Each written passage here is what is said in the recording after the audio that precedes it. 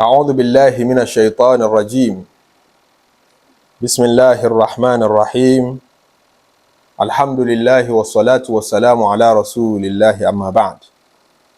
mo kí gbogbo ẹ̀yin olólùfẹ́ Ọlọ́run, gbogbo ẹ̀yin mùsùlùmí lápapọ̀, assalamu alaikum wa rahmatullahi wa barakatuh. Eléyìí ó máa jẹ́ ìtẹ̀síwájú ẹ̀kọ́ tá a ti bẹ̀rẹ̀ fúnra wa láti ọdún tó kọjá, níbi tá a ti mú ìlàkàyè àtòyé tá a fi gbáyé gbádùn wa fúnra wa nínú àwọn tírà zuhudu tí Imam Ahmad ni, Abdullahi ọmọ Mubarak ni, ti Waqi'un ni, ti Abu Dawud ni, àtàwọn mìíràn. Èrò wa lórí ẹ̀ náà ni pé àwọn tírà wọ̀nyí ń lọ kọ́ wa bó la ṣe mú ayé mọ níwọ̀n tá a fi ní ṣe alkiyama wa gbé, torí pé ayé yìí ọ̀nà ni tó fẹ́ gbé wa já síbì kan. Àwọn tírà yìí ní rán wa létí ọ̀nà níbi tẹ́ wà yí ọ̀dẹ̀dẹ̀ lásán ni, kì í ṣe yàrá o. Ẹ má ti torí ọ̀dẹ̀dẹ̀ bà yàrá jẹ́, ẹ ṣàyè mọ níwọ̀n. Ẹnu tẹ́ bá nídìí ń bẹ náà ni kẹ́ ẹ mú, èyí tí ó wúlò fún yín níbi tẹ́ ń lọ, ní ti ń jẹ́ zuhudu náà nù. Mú kékeré tí ó wúlò fún ọ níbi tó ń lọ, mọ́ tẹ́ bàtí, mọ́ jòkó pẹ̀tẹ̀ mọ́, torí pé kọ́ mọ́ bá àti torí ìhìn ba òun jẹ́. Níbẹ̀ láti wọ́n mú làákàyè wá fúnra wa láti máa tẹ̀síwájú pẹ̀lú ògo Ọlọ́run. Eléyìí ó máa kún àwọn ìta àti sọ sẹ́yìn, yóò máa kún. Imam Ahmad nínú zuhudu rẹ̀ ó pìtàn Ànábì Salihu alayhi salatu wassalam. Ó ní kana rajulun min qawmi Salih. Ẹgbà wa tó gbà wá ní ìkan nínú àwọn ìjọ Ànábì Salih, arákùnrin kan bẹ́ẹ̀ nù wọn. Qad adhahum, ìmọ̀ fara ni wọ́n gan-an, ìmọ̀ fara ni àwọn èèyàn, kò dá aládùúgbò, kò dá lọ́dọ̀ ọ̀rẹ́, kò dá lọ́dọ̀ alájọṣe. Àwọn ẹbí rẹ̀ náà ń fẹjọ́ ẹ̀sùn, kò sẹ́ni tó ròyìn rẹ̀ rí. Bóyá hàn ní fi ń ba tí wọ́n jẹ́ ni, ìwà náà ló ní tí ọ̀dá ni, kò sásùn wọn. Faqalu, wọ́n wá lóríṣiríṣi àwọn èèyàn Ànábì Salihu.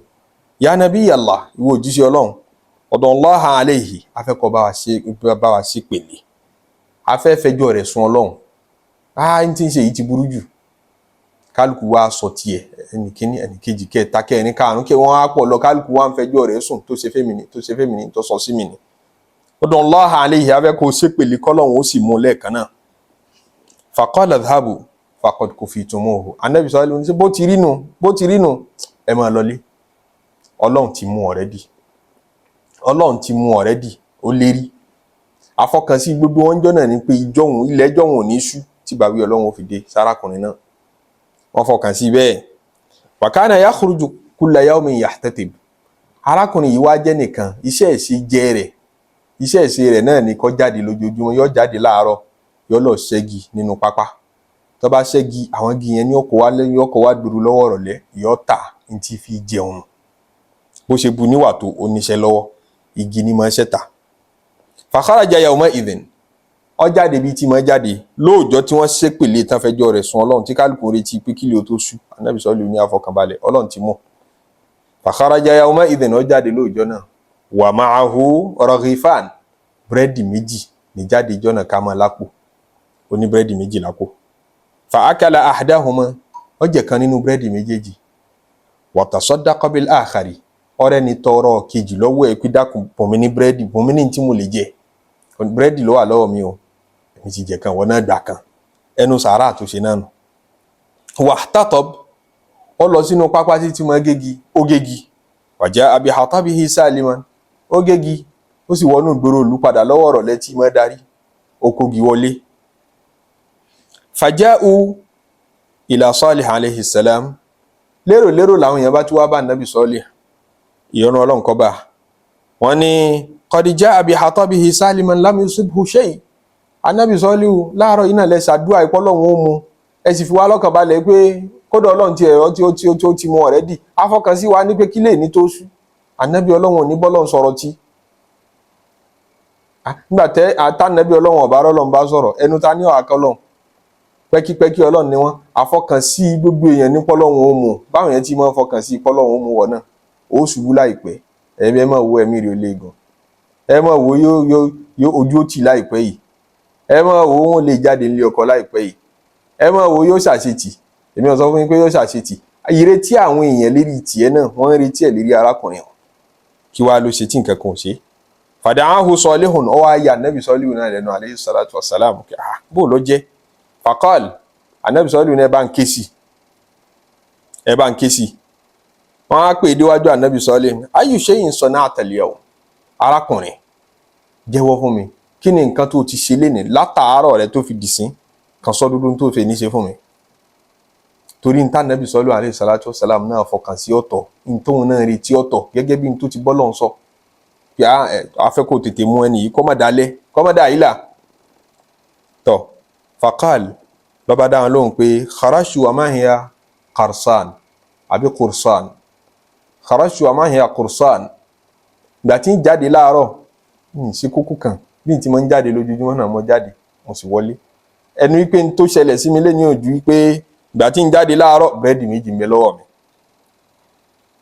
fatasaddaqtu bi ahadihima mo fi kan ṣe sàárà nínú méjèèjì wa akaltu al-akhar mo sì jẹ kejì kò sí big deal nínú gbogbo tí mo ṣe láàárọ̀ yìí faqala Salih anabi Salih ní hulla hatabaka fahalla hatabahu àwọn igi tó gbé wá dín kóbọ̀ láti inú pápá tó ti lọ gégi anabi Salih ní mo fẹ́ kó tú àwọn igi yẹn tú gbogbo ẹ̀ palẹ̀ kárí ní ti mẹ́mẹ́ ọdẹ tú gbogbo igi ní palẹ̀ gbà tó tú palẹ̀ fa idha fihi aswadu mithlu al-jadha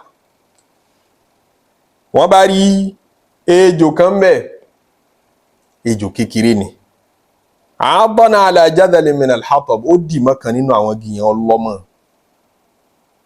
ọ̀pá máa arákùnrin yẹn mọ̀ pé ejò ń bẹ nínú igi tóun rù sérí òun gbé ejò wá láti inú igbó wá dòrò kọ́mọ̀ ń pé ejò ń bẹ ní èjìká òun tó fi wọ̀ gbòòrò gbà tó túlẹ̀ tá ànábì Sọ́ọ́lì ni mo fẹ́ kó túlẹ̀ nǹkan kan gbọdọ̀ wá ń bẹ̀ tọ́ra àwọn ọmọ bíi àwọn bọ́lọ̀ ń sọ sí nǹkan kan gbọdọ̀ wá ń bẹ̀ gbà tí ó tún palẹ̀ lọ́ba rí ejò ń bẹ̀ gbogbo jama náà rí ejò ń bẹ̀ ànábì Sọ́ọ́lì ní biha dufi'a anhu pẹ̀lú sàárà tó ṣe ayé àní sàdákà pẹ̀lú sàárà tó ṣe òun dufi'a anhu ni wọ́n fi jẹ́jò yóò san ejò tí ó bá san ni ejò tó yẹ kó ba tiẹ̀ jẹ́ ni sàárà búrẹ́dì kan péré tó ṣe lóòjọ́ ńlọ́lọ́run fi kó yọ nínú ewu oye sàárà tó yẹ kí wọn náà ti ṣe kó o lè rí àtúnṣílẹ̀ nínú wàhálà gbogbo ẹni táyé bá ń dún kòkò mọ́ ayé ń sọ fún ọ pé ó kú bí tó dé gbà ó sì rí sàárà ńlẹ̀ ó ṣe sàárà làkọ́kọ́ solution anabi sallallahu alayhi wa sallam wọn ló ní as-sadaqatu tutfi'u ghadaba ar-rabb